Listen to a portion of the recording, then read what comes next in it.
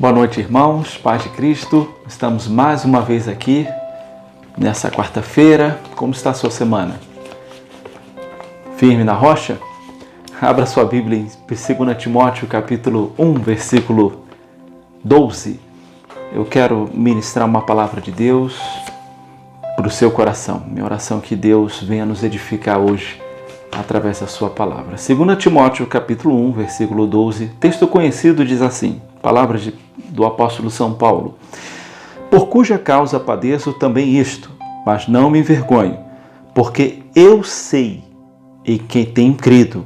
Estou certo de que é poderoso para me guardar, para guardar o meu depósito até aquele dia. Paulo vai dizer, eu sei em quem tenho crido. Paulo sabia quem era em Cristo Jesus. E eu quero seguir essa linha de raciocínio de Paulo. Paulo, ele sabia exatamente a sua identidade em Jesus. Nós vivemos hoje num contexto que muitos sociólogos e filósofos falam sobre pós-modernidade. O que é a pós-modernidade? A pós-modernidade é um tempo onde as pessoas perderam a sua identidade, onde há múltiplas identidades numa pessoa só. A pessoa não se contenta em apenas viver uma linha de vida. Ela vive várias tribos, vive várias ideologias. As pessoas são mutáveis hoje, são camaleões ambulantes. Então isso é fruto da pós-modernidade. Mas Paulo vai dizer nesse texto aqui que ele sabia em quem ele cria. Ele tinha uma identidade em Jesus. A minha pergunta que eu faço num caráter introdutório é: quem é você em Jesus? O que a Bíblia fala a respeito de você que está em Cristo Jesus? O que nós somos em Cristo? O que Jesus nos falou através da sua palavra para nós? O que nós somos? Qual é a nossa identidade em Jesus? Eu quero falar sobre algumas coisas à luz das Sagradas Escrituras.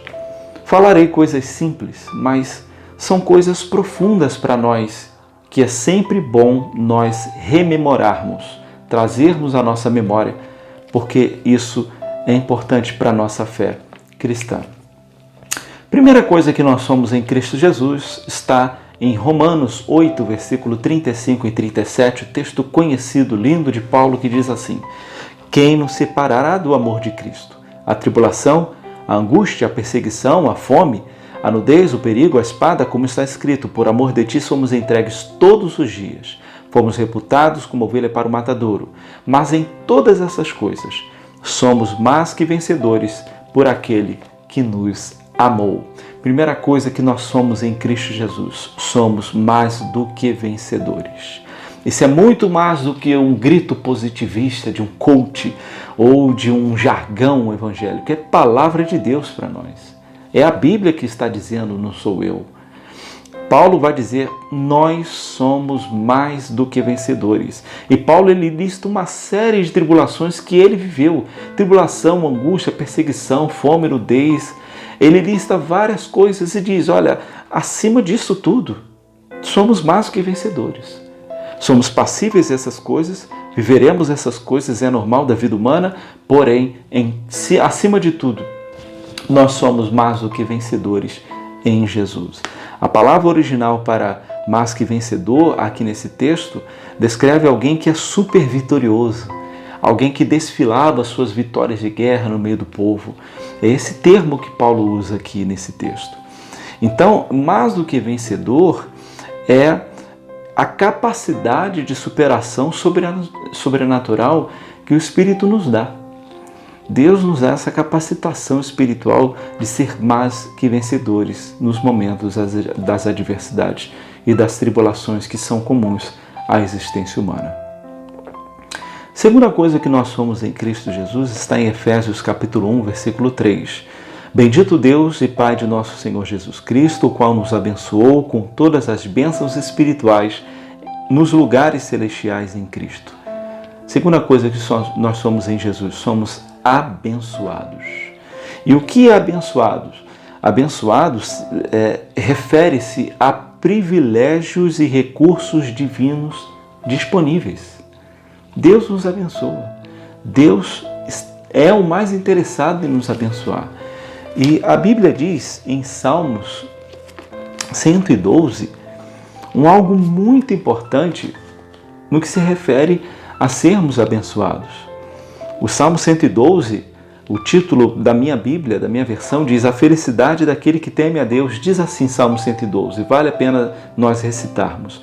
Louvai ao Senhor, bem-aventurado, ou seja, feliz é o homem que teme ao Senhor, que tem em seus mandamentos grande prazer. Olha o que o texto diz: a sua semente, a sua família será poderosa na terra. A geração dos retos será abençoada. Prosperidade e riquezas haverá na sua casa, e a sua justiça permanece para sempre. Aos justos nasce a luz nas trevas, ele é piedoso, misericordioso e justo. O homem bom se compadece e empresta, disporá das suas coisas com juízo, porque nunca será abalado. O justo estará em memória, não temerá maus rumores. O seu coração está firme, confiando no Senhor. O seu coração está bem confirmado. Ele não temerá até que veja o desejo sobre os seus inimigos. Olha o que o texto diz, olha a lista de bênçãos que Deus dá àquele que obedece à palavra de Deus. Nós somos abençoados. Terceira coisa que nós somos em Cristo. Efésios 1:7 diz: em quem temos redenção pelo seu sangue, a remissão das ofensas segundo as riquezas da sua graça. Somos redimidos. E o que significa redimidos? O que significa redenção? Descreve um grande libertador, um grande conquistador, melhor dizendo, libertando os prisioneiros. Essa é a ideia da libertação aqui no grego. É alguém forte, poderoso, libertando os cativos. É assim que Deus fez por nós, numa perspectiva espiritual. Deus nos libertou dessa condição de pecado. Portanto, nós somos redimidos. E redenção é resgate mediante o pagamento de um preço. O preço foi pago na cruz do Calvário em Jesus. Jesus, na cruz, pagou o seu preço e nos redimiu. Nós somos redimidos em Cristo. O que nós somos em Cristo, outra coisa, quarta coisa. João 15,16, somos escolhidos. O texto diz: não foram vós que me escolhestes, mas eu escolhi a vós. Foi Deus que te escolheu. Antes de você escolher Ele já havia te escolhido. Porque o texto diz em 1 João 4,19 que Ele nos amou primeiro.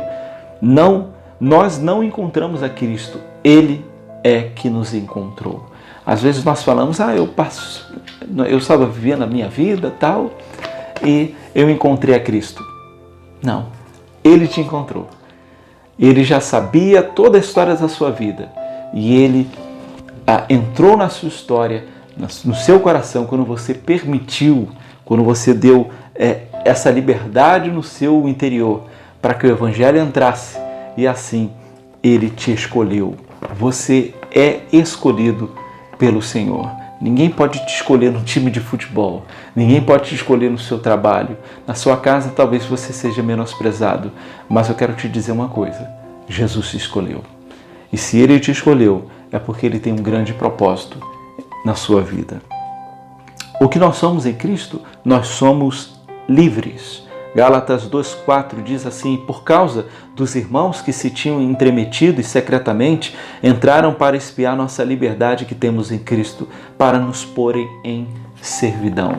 Paulo aqui estava falando sobre o problema que ele teve na igreja da Galácia, onde os judaizantes estavam tentando minar a fé dos verdadeiros cristãos e contaminar esses cristãos da Galácia com elementos do judaísmo, que já havia sido abolido, que não precisava mais a circuncisão e outros elementos da religiosidade judaica que, ao invés de favorecer o evangelho, os prendia.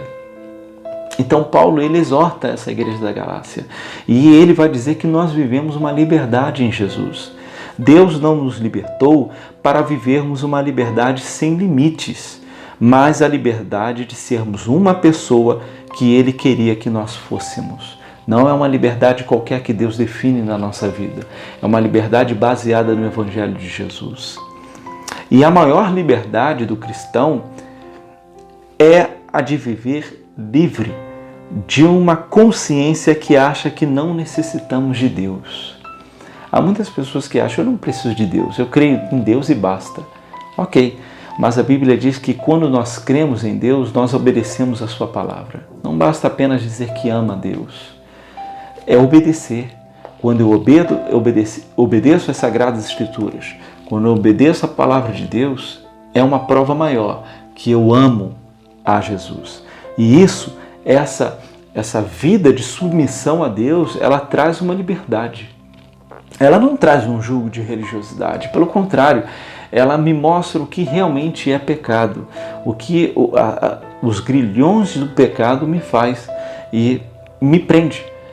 Com essa conscientização espiritual, esse entendimento em Cristo Jesus e através das Sagradas Escrituras, eu vivo a verdadeira liberdade que Deus programou a todo homem. Uma vida livre do pecado, uma vida de submissão a Deus.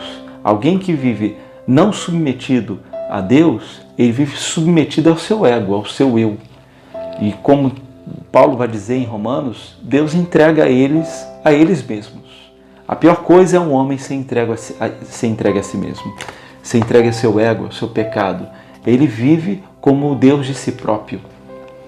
Isso não é liberdade, isso é jugo. A verdadeira liberdade é a submissão às Sagradas Escrituras. Sexta coisa que nós somos em Cristo, somos filhos de Deus. A Bíblia diz em João 1,12, mas a todos o quanto receberam, deu-lhes o poder de serem feitos filhos de Deus.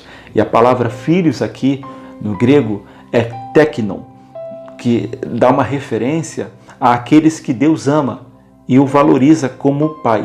De modo geral, a todos os que o adoram como Deus verdadeiro. É um filho especial, é um filho diferenciado. É esse filho aqui que está nesse texto. Deus nos torna filhos quando nós temos fé nele. E todo filho é objeto de amor e cuidado do Pai. O Pai, ele educa, ele ensina, ele consola, ele exorta o filho. Assim Deus faz com os seus filhos a nós. Então nós somos também filhos de Deus. Sétima coisa que nós somos em Cristo, nós somos varas frutíferas da videira verdadeira. João capítulo 15, versículo 5, versículo 1 e em diante, diz que nós somos varas ligadas à videira. E toda vara ligada à videira gera frutos. Nós somos essas varas que geram frutos para o reino de Deus. E frutos é muito mais do que fazer uma atividade na igreja. Frutos é realizar a obediência a Deus no dia a dia. Quando eu obedeço a Deus no meu trabalho, na rua, em casa, na minha família, na igreja ou fora dela, eu estou, de certa forma, produzindo frutos para Deus. Então, frutos aqui nesse contexto do capítulo 15 de João, está falando de fazer a vontade do Pai e permanecer nessa vontade.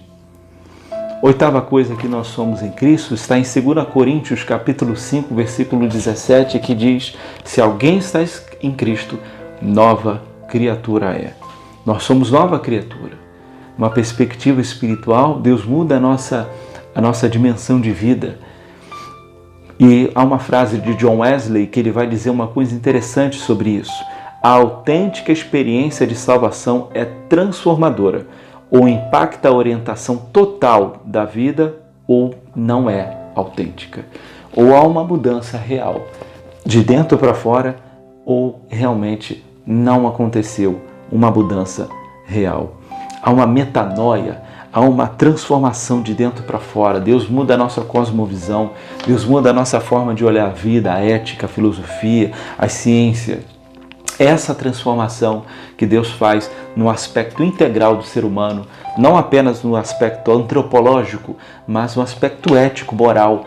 Deus muda a nossa vida, a nossa orientação total. Isso é ser nova criatura.